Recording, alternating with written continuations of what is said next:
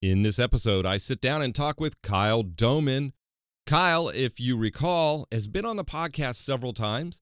He's also been on several member panel discussions that we have over at the SafetyPro Podcast Community site. So if you want to check out any of those past videos, click the link in the show notes and head on over to the community site.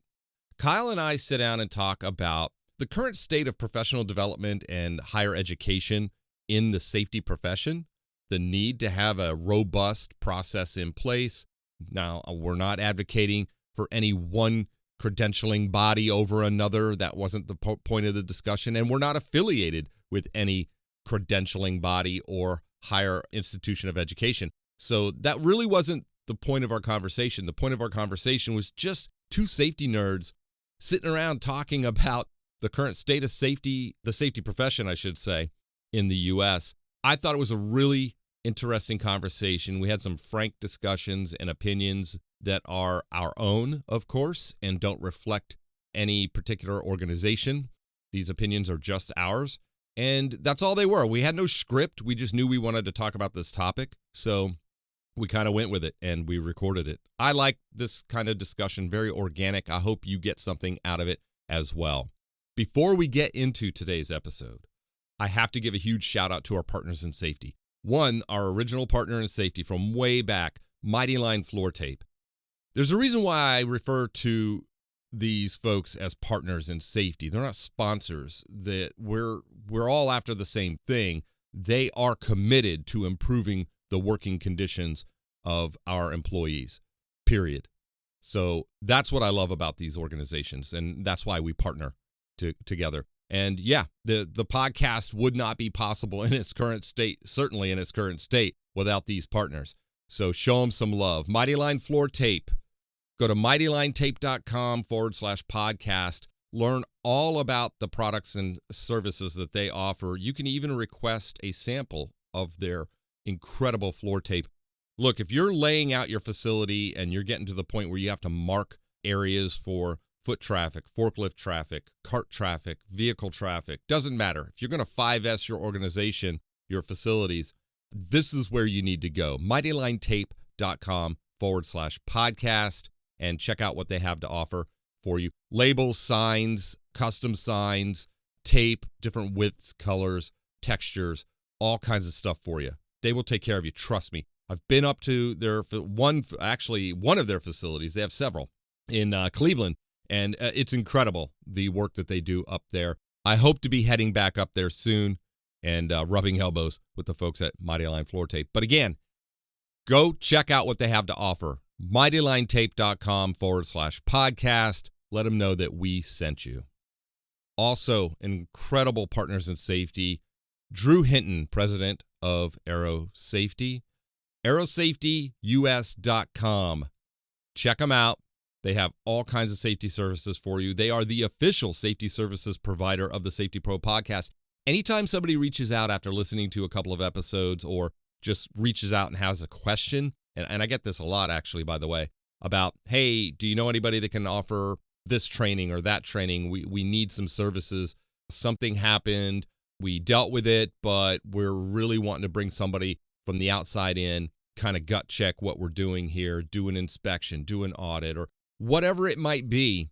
Aero Safety is who I send everybody to. And there's a reason why. I've gotten to know Drew over the years as a safety colleague. I like to say we're friends now, and we've gotten to know each other quite a bit. But it started through the podcast, getting to know Drew and his approach to managing safety, his expertise, his depth of knowledge, his background experience, all of that. It's just impressive. Absolutely impressive. Get a hold of Aero Safety and see what they can do for you. What I love is, it's not this off-the-shelf kind of cookie-cutter approach. This is customized services for your organization. They will get to know who you are, what you do, and where you are and where you need to be, and help you get there. Go ahead, reach out to Aero Safety today if you are looking for safety services. AeroSafetyUS.com. Let them know that we sent you, and you will get a discount off your first quote. Again, AeroSafetyUS.com. Now, let's get into my conversation with Kyle Domin.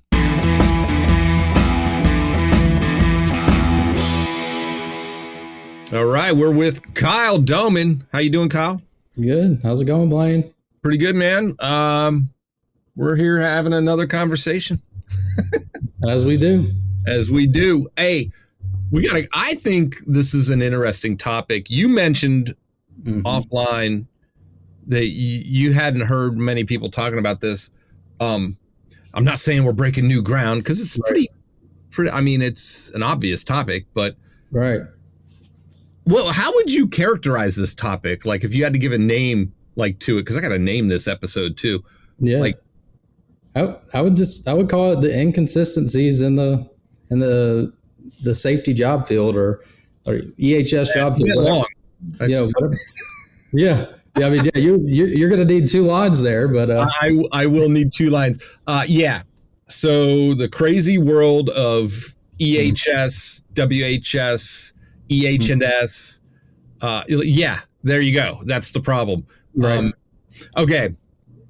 What we're talking about, obviously, is like all these different job titles, responsibilities in the same profession, right? Okay. And how we can get into that. So before we get started, for those of you who do not know Kyle, introduce yourself. Kyle Domin. I've been in various safety leadership roles for about 7-8 years now. And good to have another discussion with you, Blaine. And good to be a part of the community. Absolutely. You're talking about the SafetyPro Podcast community. I'm checking out a new shirt today. He got some new swag, everybody.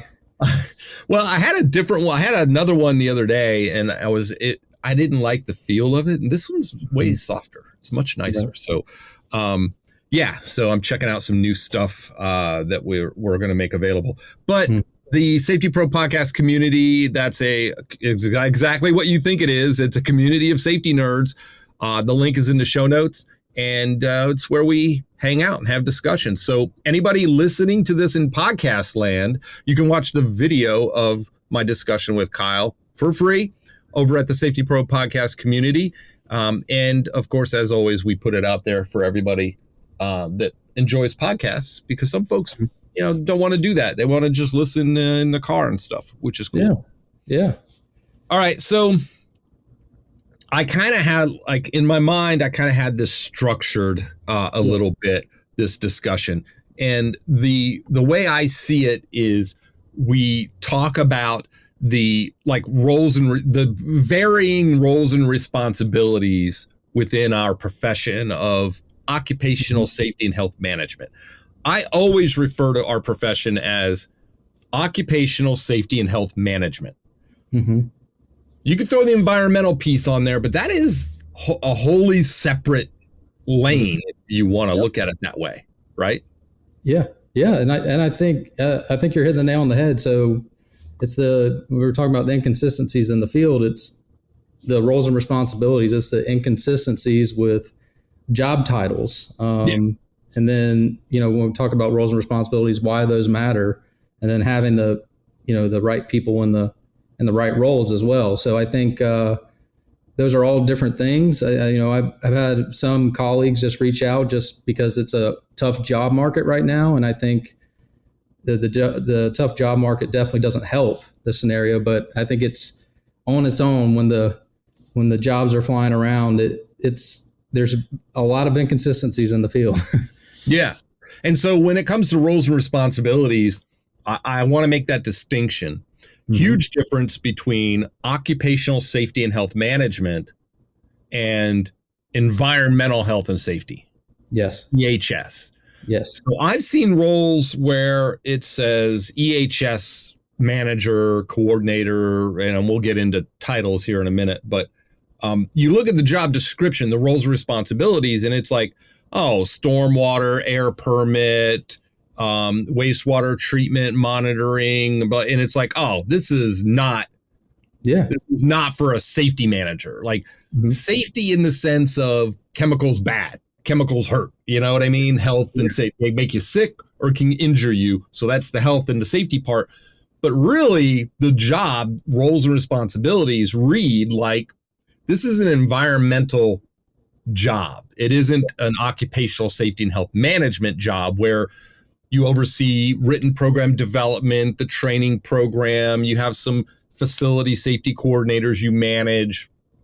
You're talking OSHA stuff. It's really environmental. So I want us to focus on, for this conversation anyway, even though it's a good example, the occupational safety and health management. Even within that lane, we see wide discrepancies. Yeah. Right.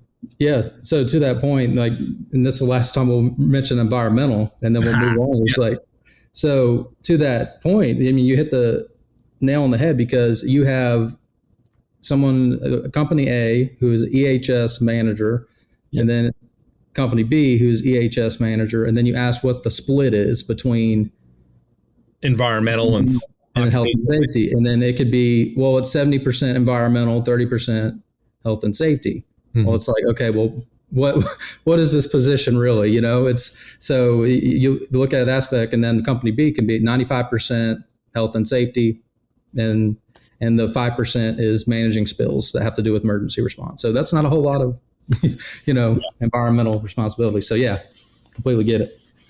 Yeah. So we got variability in scope with roles and responsibilities, but we also have the organizational, like how the company is structured.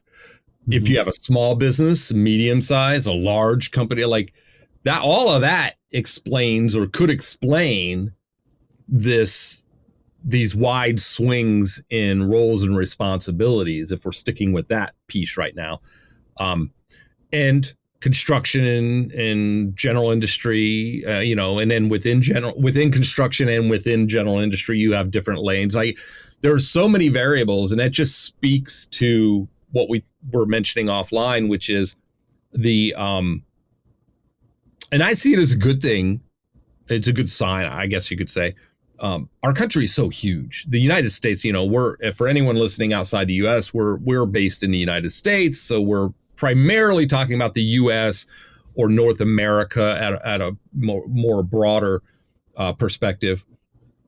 But certainly within the U.S., huge country, absolutely massive country. I don't think people appreciate how big the United States is. And I heard a comment somebody made he's from the UK. He said, in 40 minutes, I could be in France. Yeah. Yeah. How many days does it take to drive across Texas? Yeah. It's like 4 days to just Texas. Right. So yeah, it takes 4 hours for me to get from, 4.5, 5, depending on traffic, to get from Cincinnati to Cleveland, or a little longer, depending upon weather, in Ohio. So the United States is huge. Lots of different companies, lots of different types of companies that focus on specific things. And so that plays into some of this variability, or a lot of the variability, I think, in scope. Do you see any, where do you see the biggest contributor of the variability in roles and responsibilities?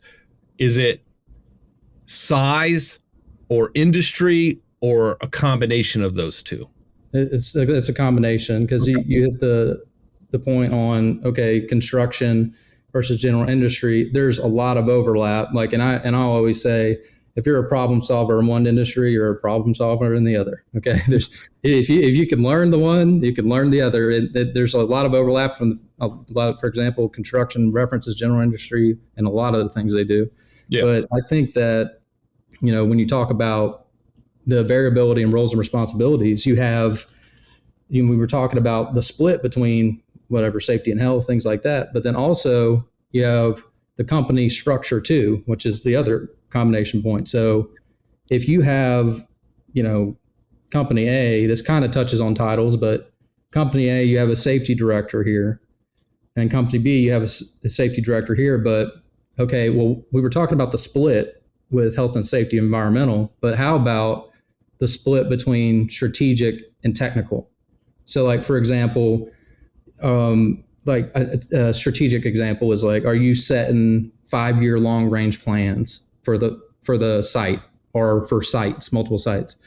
Are you evaluating each year that short range plan to make sure it's aligning with your long range plan, strategic. And then you have the technical piece. So it's like doing an audit, knowing the regs, things like that. And then that's kind of doing the audit on the second part of it. It could bridge over to strategic, which is developing the corrective action plan, risk stratifying based off of whatever it is, site resources, risk, things like that. So that's a little bit of strategic split as well. So that's where there's added complexity there too, because now you're going beyond just, the health and safety. Now you're going, okay, how much percentage of this is strategic versus technical? And I think that speaks to what I would classify as a centralized or decentralized safety role or management system. So centralized being like, okay, you have an established safety, I'm going to use air quotes, department, where you have a safety director who does sort of work on the overall direction of the safety and health goals and strategy. Maybe you have a corporate headquarters, if you will, and then you kind of oversee multiple locations, and you have maybe a coordinator, safety coordinator, or a safety POC in those locations. They could be very small machine shops, and the plant manager is also the safety lead or something, and that's fine. But you have this centralized sort of role where what you're saying is also strategic, and then making sure that we're on track, and then monitoring, looking at trends and data, and then coaching and facilitating, making site visits and things. And then a decentralized would be where you actually have you may not even have a corporate safety director. You may just roll up to the plant lead or a regional manager, and the regional manager rolls up to the production manager at the company. But you basically, your world is that facility, that location, and you do all of it. You work with the plant manager, and the plant manager's like, I'm not happy with the direction we're headed. Why don't we do this? And it's sort of strategic, but it's only at that location. And I think that type of structure, if you find anybody listening or watching, find yourself in a decentralized safety role where you're basically responsibilities are distributed across other locations, and you're pretty much doing your own thing. I would really encourage you to leverage that opportunity and really articulate it well on paper, your resume, as having been involved in strategic planning as well. Because you are doing it, you're just doing it at that site. And that's okay. That's like your first step into that, moving into that centralized role you might want to get, the next role you apply for or down the road, where you are doing more strategic planning and resource allocation, things like that. But yeah, I definitely see what you're saying, and then that's why I immediately went to centralized and decentralized safety management approaches, because it depends on which one you're in. That's why you would see roles and responsibilities. And that's also a good sign when you're looking at a job description on LinkedIn or Indeed, and you're like, I want to apply. When you read the roles and responsibilities, if it's a lot of, oversee day-to-day at the facility, conducts inspections, audits, new hire training, blah, blah, blah, that's very decentralized. You're going to be the safety person, like boots on the ground. That's not bad, by the way, at that location. If you read a job description that says, effectively manage and implement the company's vision, safety vision 1.0 or whatever the hell they want to call it. That you're looking at more strategic planning. It's more, okay, I'm going to be touching multiple locations, and that might be a more centralized approach, if that makes sense. Does that track? Yeah, I think it tracks. And I think, to add to that, you have it. And I think it's for both interviewees and then also recruiters. If you're looking at these job descriptions and they have this level of detail where we're talking about strategic versus technical, tactical, like job functions is there's nothing wrong with being technical, and there's nothing wrong with being strategic. It all has to be with what the company needs to meet whatever goals they're trying to set. So I think that's one thing. One good example I have is there was a auto manufacturer that I interviewed with way in the past, and it was interesting because everybody was a safety specialist. So I interviewed with 3 other safety specialists. This was when I was, first starting out. It was a safety specialist role, and it was I interviewed with 3 other safety specialists, and it just had to do with how senior they were. Okay, so even the roles and responsibilities were different from safety specialist 1, 2, and 3, but everybody had the same title. But if you were a senior safety specialist, obviously your roles and responsibilities were different.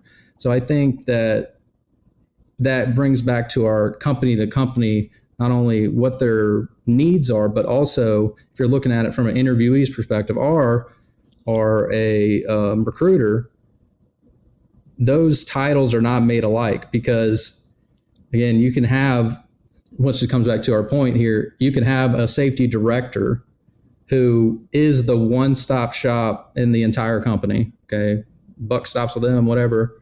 And then you can have on the the flip side of it, they're really doing a lot of technical level stuff where they're, to your point, boots on the ground, and they're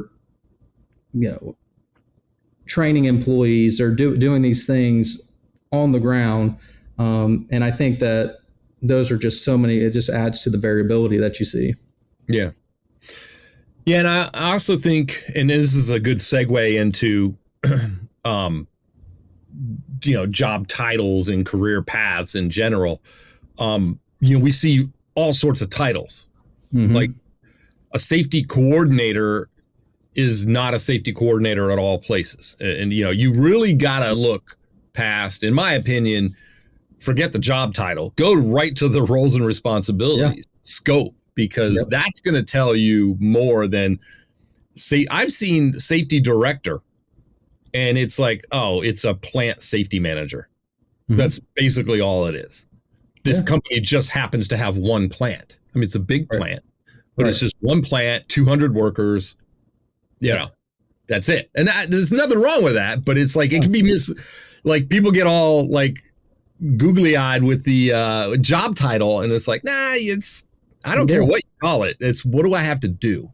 And then obviously career paths we talked about, branching off and environmental I want to treat separately, but even within occupational safety and health management, you also have the hygiene, the industrial hygiene piece, which once you get to a certain point with IH, it's its own thing, right?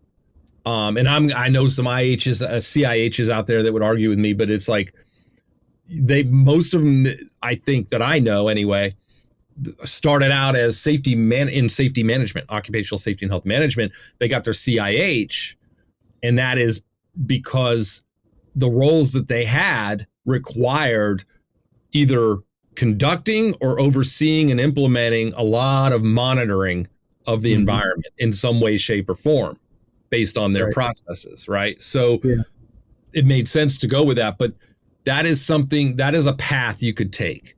Ergonomics and ergonomist is another one that you could go, a path you could take and go down that one. What other examples can you come up with of career paths within?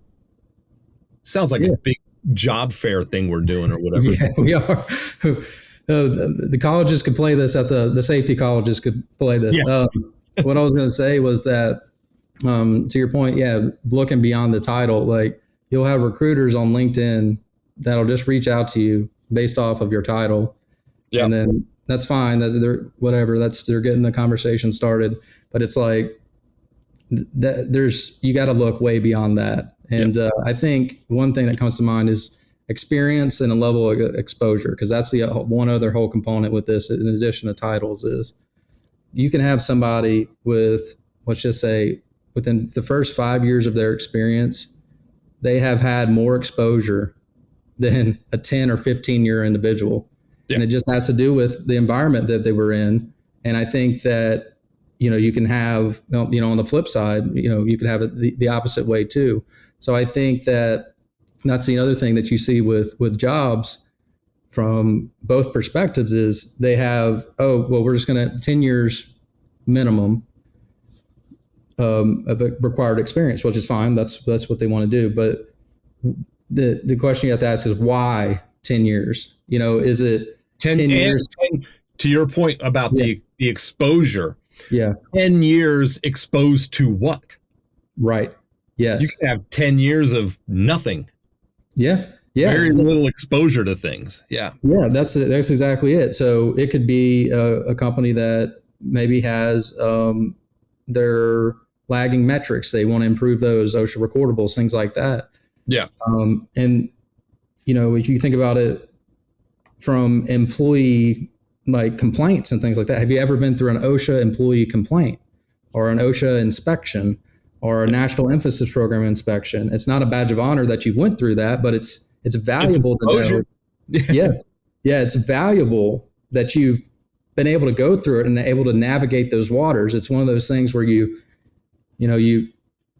know more when you take that first step than you did before you took the step. Well, once you start taking 10 steps and you look back, it's like, well, that's growth right there, from each one of those steps you took. And I think that exposure definitely matters. And that's one of the modifiers you see. What makes this even more complex is just the boilerplate. Oh, so we're going to require 10 years. We're going to require 20 years of what level of exposure? Is it, to your point, industrial hygiene more focused? Is it more construction focused? Is it general industry that is expanding, doing expansions into which that would be construction related as well? So it's interesting. It's interesting. Yeah, it is. I had the misfortune of right when I got out of the fire department and started taking my first classes at Sinclair in safety risk management. In Sinclair at the time, it was a 2-year program. And that's where I started before I moved on to my 4-year and got my master's. But I did it was like a paid internship. It was like a contract job, but it was like part of my program. It was at the time part of the program. And it was down at a steel plant and overseeing contractors. And within 2 weeks, I was pulled into a fatality investigation. So, and I've had the misfortune, is what I always say, of having gone through 5 fatalities throughout my career, either helping investigate or coming in after the fact and working with companies like when I was a consultant. And I regret having the experience of all of them, but I hope nobody has to go through it. Yes. But it does something to you. I mean, naturally, on a personal level, yeah. But professionally, like there's experience and there's expertise, So experience and expertise are what we're looking for. And so, yeah, be on the lookout for some of the stuff. I saw something interesting. You mentioned recruiters like on LinkedIn. Like I get recruiters that reach out and I'm like, hey, did you even read my profile? Yes. Like this job is nowhere near anything I would do. Yeah. Not beneath me or above me. Yes. I mean, it's not even in our lane. It's not even right. Anyway. So recruiters can get lazy. They just blast people. So make sure your LinkedIn profile is dialed in big time. So you can get good focused responses from recruiters. Now, I've seen jobs. I love these behavior-based safety. Like they'll say they want experience with behavior-based, and I'm like, I run from those. But they'll call out a specific thing, like that they heard about, or somebody went to a seminar, or I heard behavior-based safety was good, so we're going to look for somebody who can do behavior-based safety. And I'm like, well, if you think about it, if you actually know anything about behavior-based safety, I'm going to beat up on BBS, by the way, because it was horrible. But and I know people are going to argue with me. I get it. But if you think about it, it's what we do, right? I mean, why you have to call that specific thing out, I know why, because they don't know. They're not safety nerds, and they're either HR or somebody in the company said, this is the program we want to latch onto because we don't know any better. So now we're going to write a job description that says, I want somebody who can implement behavior-based safety. Right. And that's the job. Mm-hmm. When really what they're looking for is they're looking for a safety manager. And so you got to be able to read between the lines and go, oh, I think I know what they're after. They're calling this behavior-based safety experience and managing and implementing and launching this. But really what they're after is they're after a safety manager that can take on safety initiatives and implement change. Right. So that's helpful though for you if you're looking for a role, right? Yeah. Yeah. And I think that's a good example there. And, depending on like what they're looking for with around that, like you said, they go to a seminar and they're using either a buzzword or, or a flavor of the month. Certain methodology. And this company likes fishbone. Okay. Well, if you don't have fishbone in your resume, that applicant tracking system's not picking that up. Okay. So you gotta get your application and resume has to get past software before it gets to somebody's eyeballs. Yes. Yeah. To get to a real person. Absolutely. And so I think that, those are things that add the complexity to it. I think that, if you're just talking about, the roles and responsibilities and just understanding what the company's looking for. I think the other part of it, we were trying to talk about the hierarchy structure and things like that, but then also what are the goals of the company? You can ask yourself this as interviewee, as the recruiter, what are the actual goals of the company? What are the goals of the team? What part of the team am I? If you use a car analogy, am I the steering wheel? Am I the driver, or am I the windshield wipers? Okay, they all have to work together.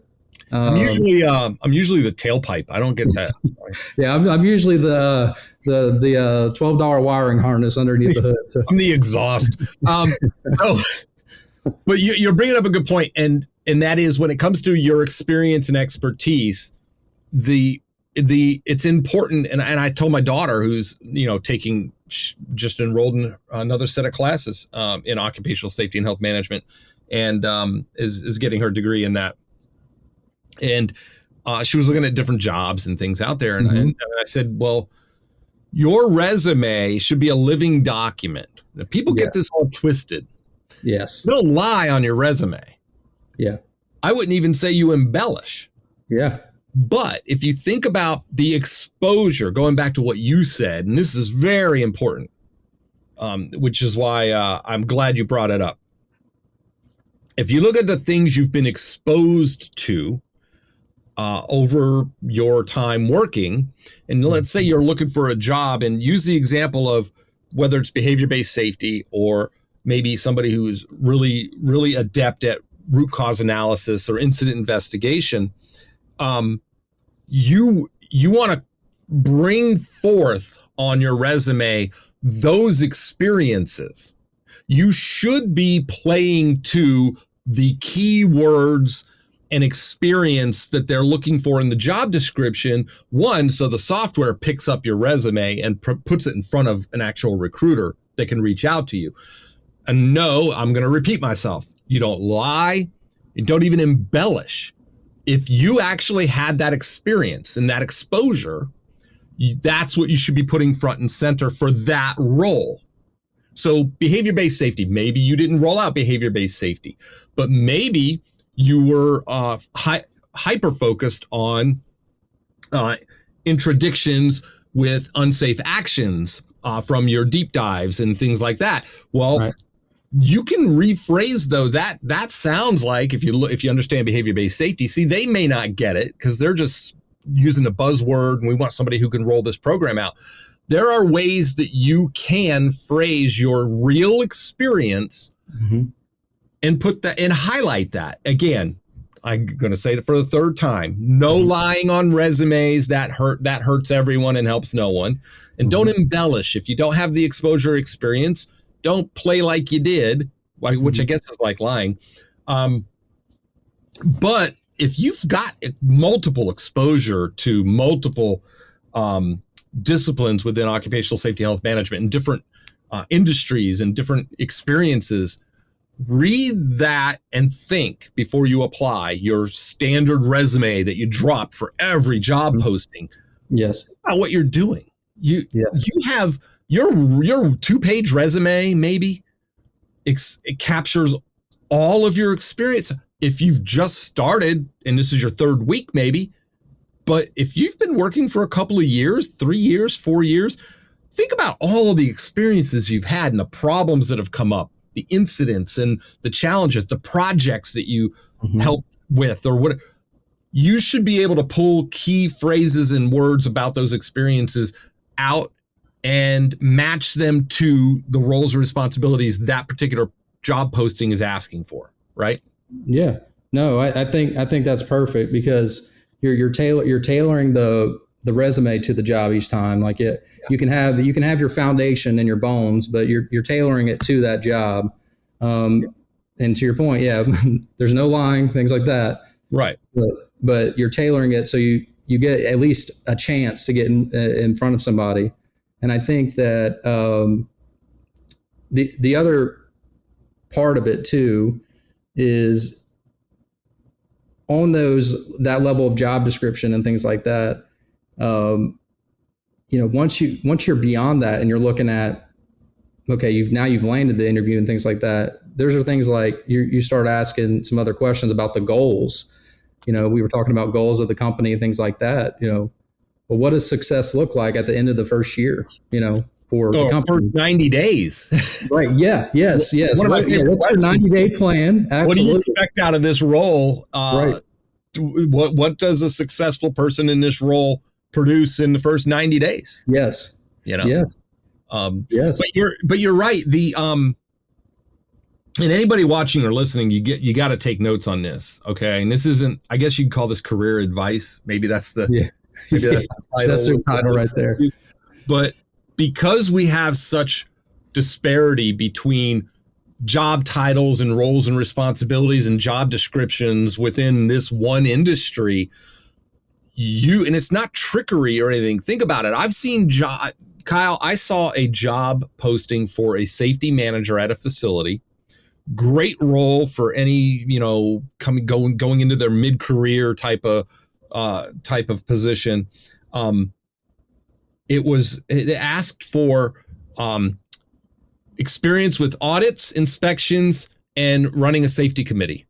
Those were the highlights and so there you go.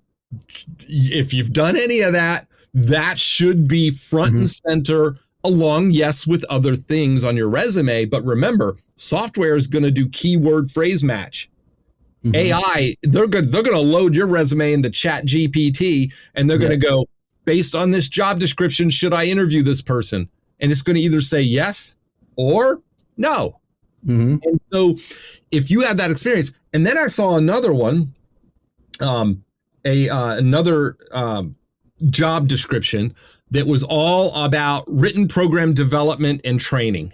It was a safety manager at a facility. And it's like, okay, if you've done any of that, that should be, so your resume should be a living document as long as it is true and accurate. But because we have such exposure to so many different things, it's hard to put all of it on a resume. And I know what everyone's tempted to do. I'm going to put everything I've ever done on my resume. Well, you got a 5-page resume. I don't know if that's advisable, but you know, there you go. Yeah. And the living document, like you were saying.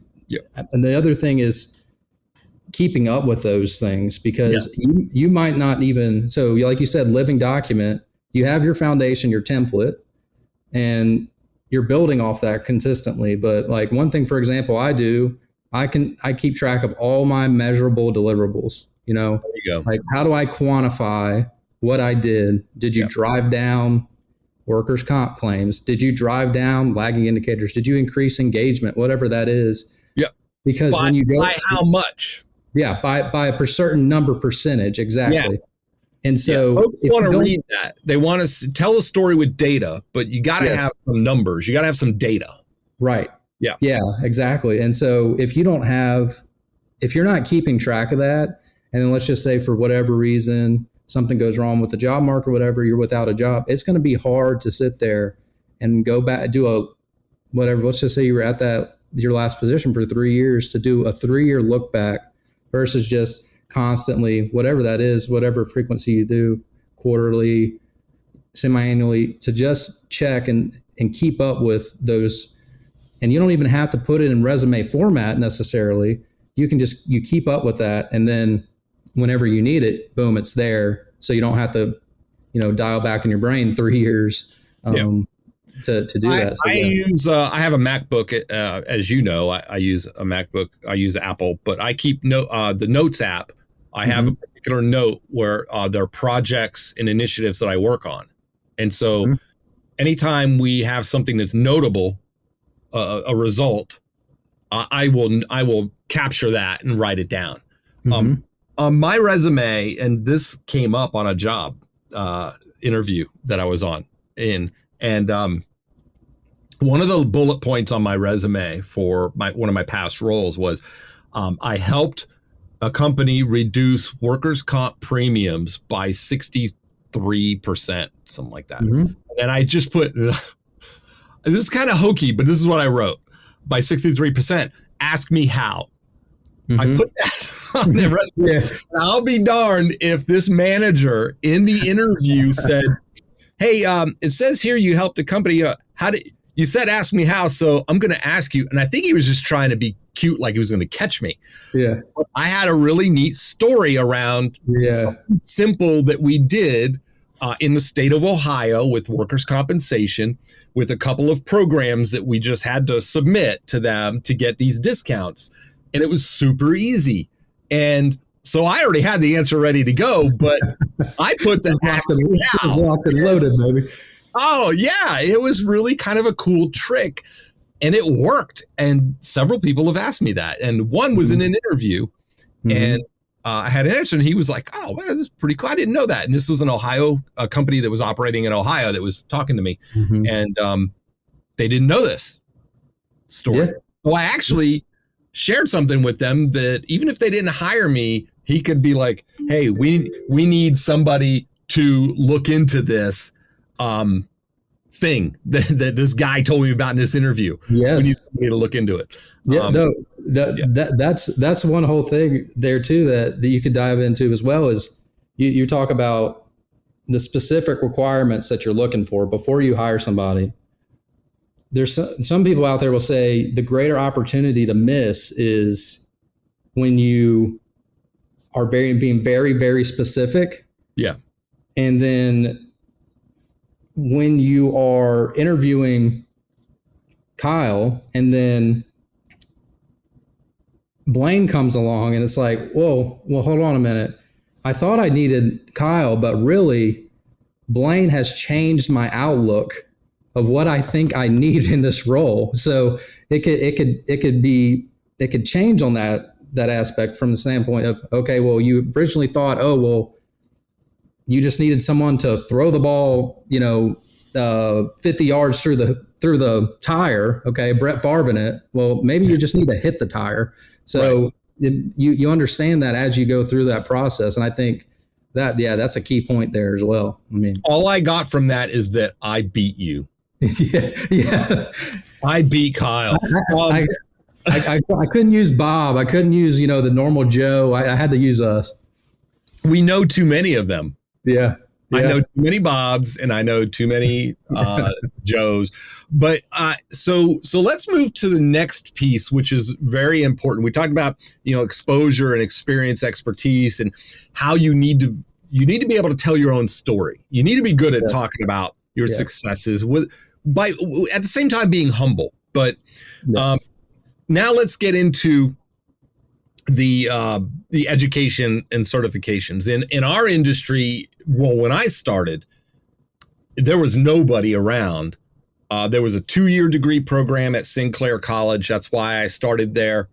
The funny story with me is when I made the transition from the fire department to the private sector, half of the classes to get an SRM, it was a safety risk management, and I minored in environmental technology. So the only reason why I took that other track of courses was because almost, I think, a third of some of the classes that were in the safety risk management track degree, I got waived. I got credits because I did all the fire training, and it was fire science technology. It was fire protection systems. It was like, and I had gone to the Ohio State Fire Academy for juvenile fire setters, arson investigation, HAZWOPER, hazmat tech. At the time, it was hazmat technician.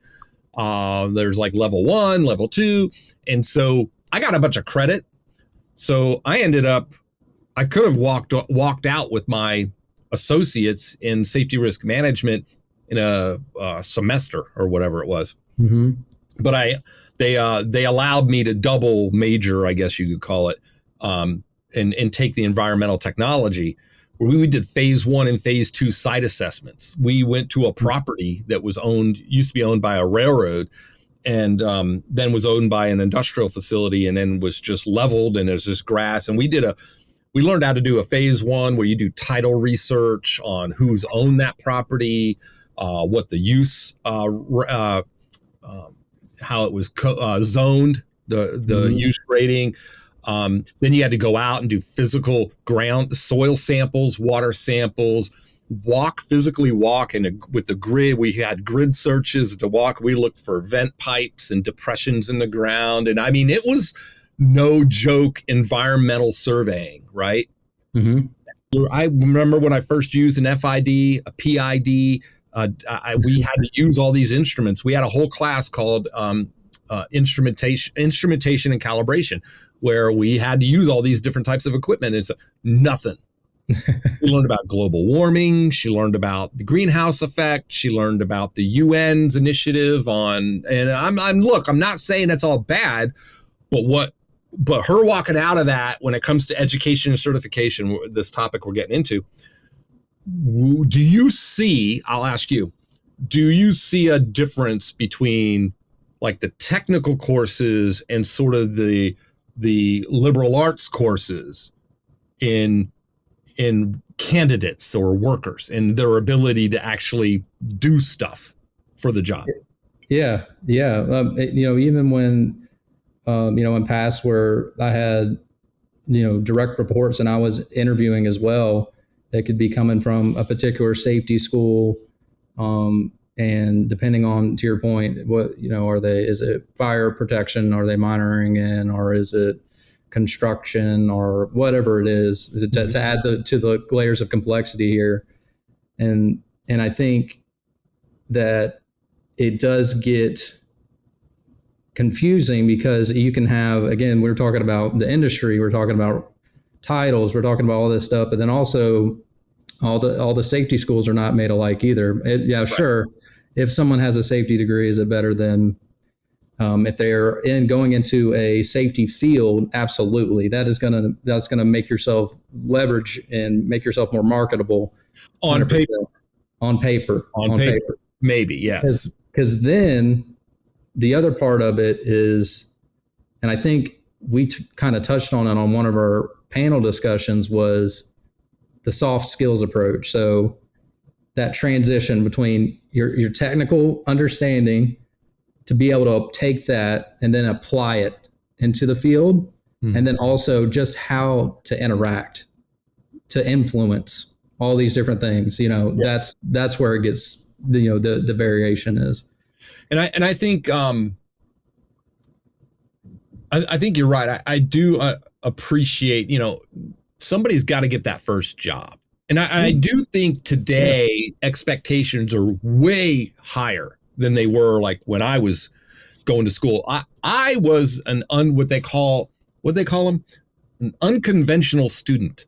I had a baby, was married, and was 30 or 29 when I started my program, my bachelor's program, because I had already gone through a whole nother career with, I started my path in the fire service and had all those certifications and training and was working, and I pivoted, and Allie was born, my daughter was born, and was a baby that year in 2000, and I decided that's when I was going to go back and get my bachelor's and started to make that transition to the private sector. And I will say that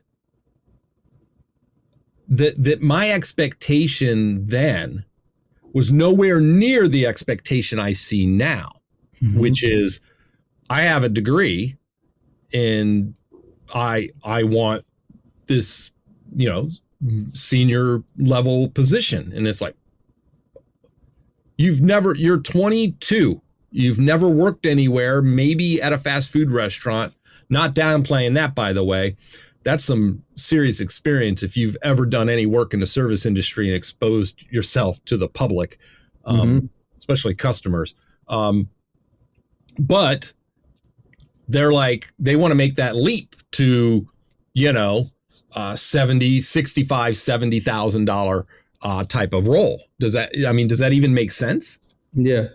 I think that is some of the title disparity and everything that we're talking about, but kind of bringing it full circle is like, yeah, you're coming out of school maybe with not a lot of the exposure and application. That's why I love the programs that as a part of the program, in order the programs being the college degrees, that as a component of that degree, in order to get it, that you have to either do a co-op, or if you're not doing a co-op, then you're doing something where you're applying your learnings to it, because not all of the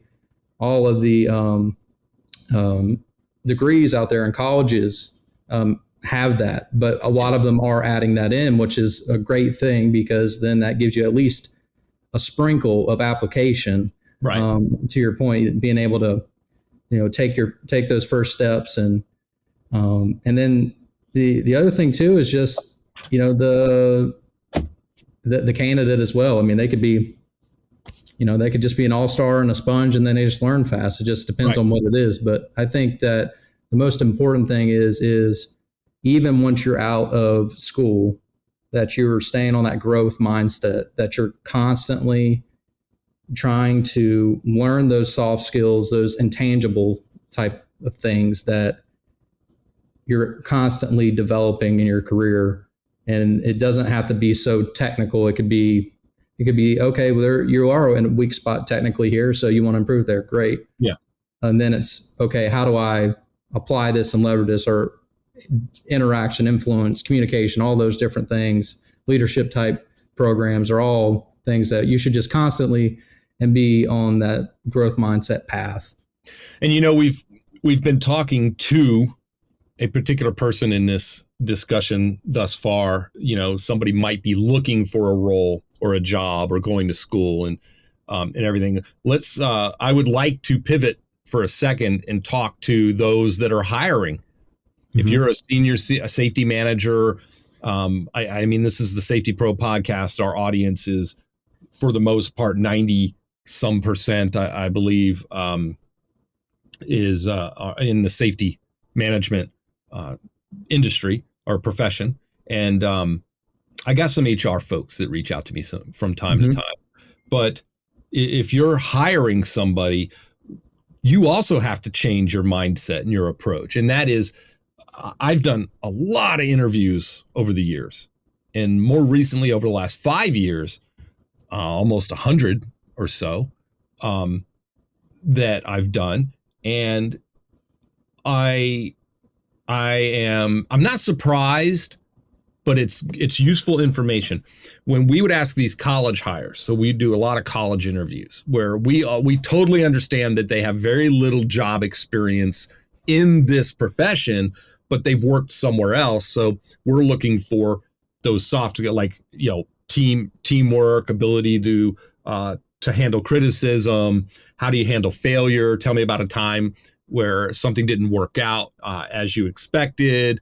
What did you do? How did you respond? And, we're looking for those things because we know we're going to have to provide the exposure and help them build the experience through the role we offer them, right? That's going to be our job, is we're going to have to take them and continue their development. We're going to have to put these opportunities in front of them.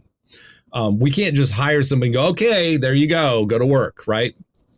So if you're interviewing and you come across this, I came across this. It was a period of a couple of months where everybody I interviewed had the exact same answer to like what projects you worked on in college, like your capstone or something like that.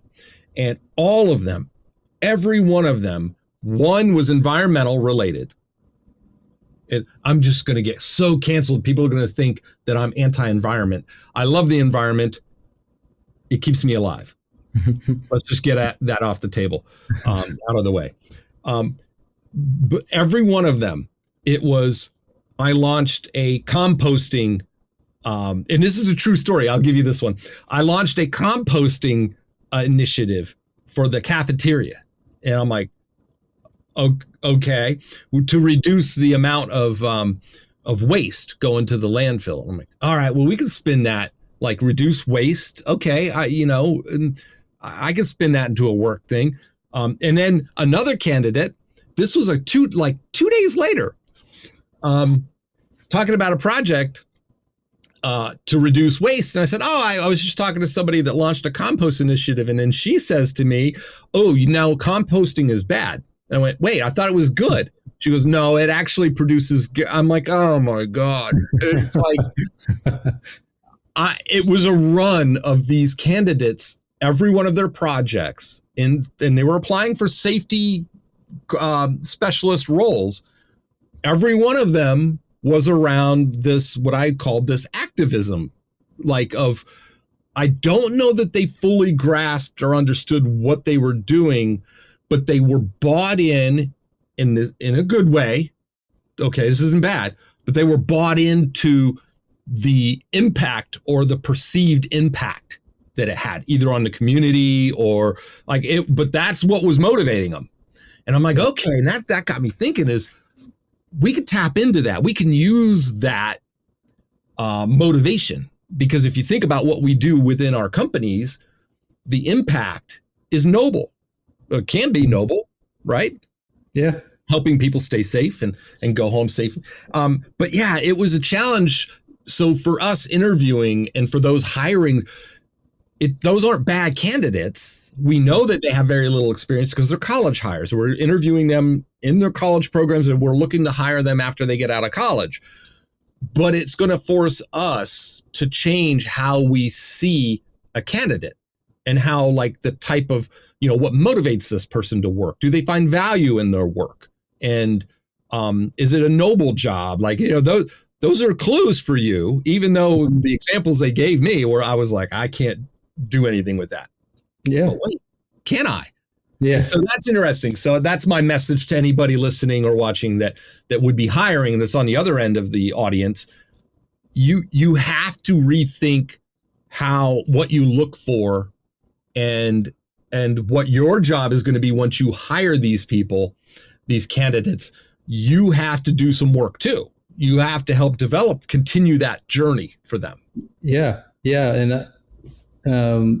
I think to touch on that, if you have, for example, if you know what you're looking for in the current environment, it's a lot of firefighting, not literally, but there's a lot of things that go up. Yeah. If someone that pop up, right?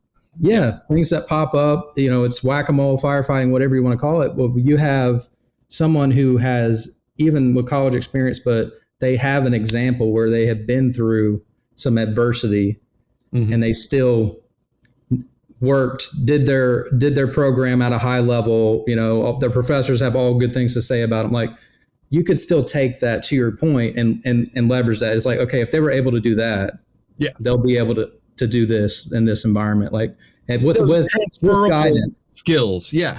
Yeah. Yeah. Yeah. Good stuff. So we talked about education certification. There are some certifications that I personally, and I'm not going to say it on the podcast because I don't want to create a controversy here within our industry, but there are some certifications that I just feel are no longer, like, the folks that can get them, like, everybody's got them. And it actually watered it down, in my opinion. And so I'll blow past that part. But one, education can be helpful. Pick the right college. I went to Columbia Southern University. I'm a learning partner with Columbia Southern. My daughter's going to. That's how much faith I put into Columbia Southern, was that my daughter goes there, and I'm paying for it. So, but at the time when I was looking, no 4-year college back then had occupational safety and health management. And the Department of Defense actually had Columbia Southern University listed on their for jobs in workplace safety and health, because I live near the Air Force Base, and I talked to some colleagues that are in, that I met through the fire department, that are in the Air Force, that are getting their degree, and boom, that's how I found Columbia Southern. Now we have other options, so I encourage everybody, and I'll ask you for your input on this as well. I encourage everybody, look at the curriculum, look at the course load, and make sure it's regionally accredited and all that good stuff. But definitely look at the courses and read the reviews and talk to somebody else. Maybe reach out on LinkedIn, talk to somebody else who got their degree, and ask them about their experience. And so what about you, Kyle? What tips do you have? Yeah, I think those were all good ones. I think I went to Eastern Kentucky University, did occupational safety. EKU, I like EKU. Yeah, they have safety. It's safety, security, and emergency management. They have master's degree programs. They got bachelor's. So they have a lot of different things. And to your point, the accreditation definitely matters. But to touch back on the certification part, it does give you a potential leg up. As far as you have to, we have less years to take some of the certification exams, things like that. But the more important part is that does the curriculum add value? Does the instructors, are they going to be able to, maybe add beyond the curriculum, with their expertise and just the involvement that they have? So I think those are just some things that you look for. And you brought up a great point about just reaching out to people who have participated and have the degree, and usually there'll be actually degree program LinkedIn pages and things like that. I mean, people are very forthcoming with information about the colleges that they attended, things like that. Hopefully, just to help others out there. So. And we've mentioned LinkedIn a number of times. No, not a sponsor, no affiliation, but no. It brings up a broader point: networking. Yes. Anybody looking to get into this industry or is just getting into this industry, and you're looking at all the stuff we've talked about, you're looking at varying job titles and just descriptions and like roles, responsibilities, and in industries, and like, what does this company do versus what that company does? And, whatever. Networking, get to know a bunch of people, as many people as you can. Go to local chapters, whether it's ASSP, which who I like. I still got my, oh, look, I presented there. They gave me, they even wrote thank you on the back. I never see that part, but it's always on my desk face down. Go to, join ASSP, have somebody sponsor you, get somebody that and have them bring you as a guest. But networking is going to be your ticket. That's where you're going to get to know as many people as you can in safety. Ask them their experiences, ask them their advice, any tips, and just take it all in. You said earlier, Kyle, like a sponge. Soak up as much as you can, because that's going to help you ultimately, right? And I do think that there's value in putting yourself out there and exposing yourself to different industries whenever you possibly can. And volunteer work is a great start if you have nothing else that you can do. Volunteer. There are organizations, there are big companies in your community that do volunteer events. Go. Sign up and go with those people. It'll be the HR or the employee relations or public relations person for the company. Yes. But get some face time with those folks. You're going to have senior leaders. You maybe might have your safety managers there for those companies doing volunteer work. Show up, say, I really love what you're doing. I love what your company's about in this community. I'm finishing my degree program. I might reach out sometime, but hey, I'm here to help. And then just help, right? Yeah. Get in front of people. Yeah. And to that, I mean, if you're going through the program, you're a college individual, you're probably broke paying for the school. And a lot of those programs and stuff like the ASSP and all these other community outreach things that Blaine's mentioned, that they will give you free access to some of these programs and membership. So like things that you typically have to pay as a professional, you as a student, you won't have to. So that allows the access a little bit more. So I think, you know what, you're reminding me of something. The Brenda was her name, is her name. She was my first SRM 101 instructor. She was the adjunct faculty staff member at Sinclair College, Safety Risk Management 101. Funny story, after I got my master's, I went back. She retired. I went back and I taught that same program at Sinclair College. So it's kind of a full circle story there for me. It was so fun. She got me my first gig at that steel plant after I left the fire department and I was taking courses. She called me and said, hey, I've got somebody that, and it's because I took the time to get to know her. I was like the teacher's pet. I was just soaking everything up. But remember, I was in a class with 19-year-olds and 20-year-olds.